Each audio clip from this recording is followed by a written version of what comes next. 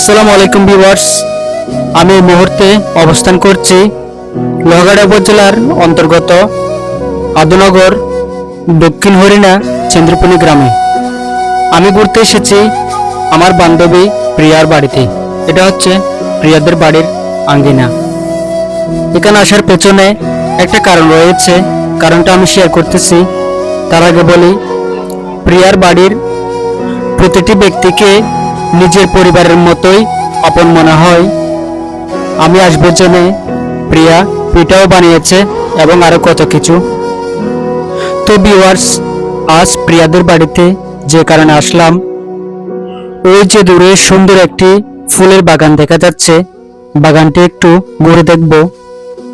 অনেকদিন ধরে দেখতেছি প্রিয়া তার ফেসবুকে একটা সূর্যমুখীর বাগান নিয়ে মনোমুগ্ধকর কিছু রিলস ভিডিও পোস্ট করতে। রিলসগুলো আমাকে এতটাই মুগ্ধ করেছিল যে বারবার মনে হচ্ছিল যদি সশরীরে গিয়ে স্বচক্ষে বাগানটা যদি একবার ঘুরে দেখতে পারতাম।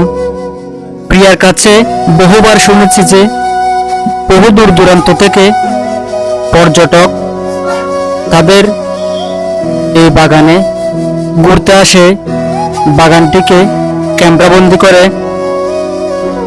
সৌন্দর্যের স্মৃতিস্বরূপ রেখে দিতে চাই। তাই আমিও সূর্যমুখীর সৌন্দর্য দেখতে ছুটে এলাম। এসে দেখি প্রিয়ার কথাই সত্যি।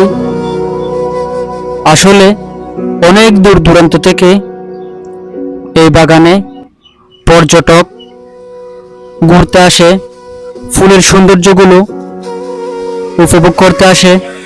সত্যি বলতে ফুল দেখতে কার না ভালো লাগে। তাই আমি একটু সবার মতো বাগান এবং ফুলের সৌন্দর্যগুলো উপভোগ করতেছি।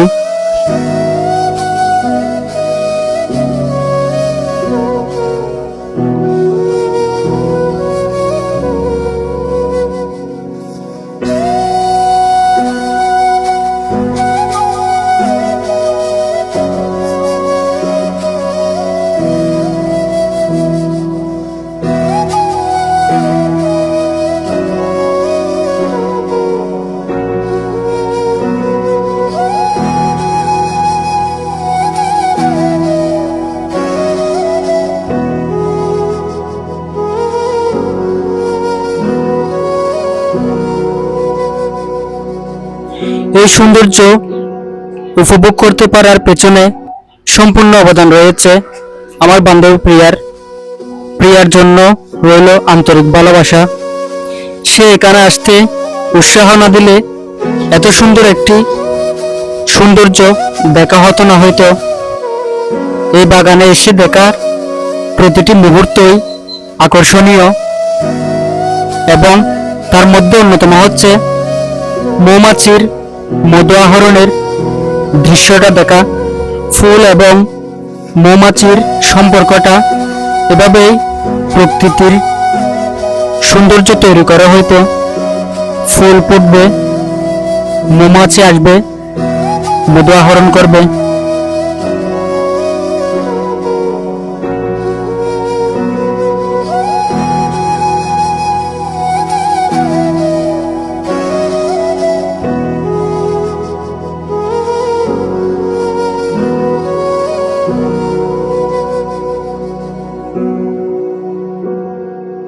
বাগানের এই দৃশ্যটা দেখতে সত্যি বলতে খুবই দুঃখজনক, কারণ যারা এই বাগানের ফুলের সৌন্দর্য উপভোগ করতে এসেছিল তাদের অবহেলার কারণেই হয়তো এই গাছগুলো ভেঙে গেছে।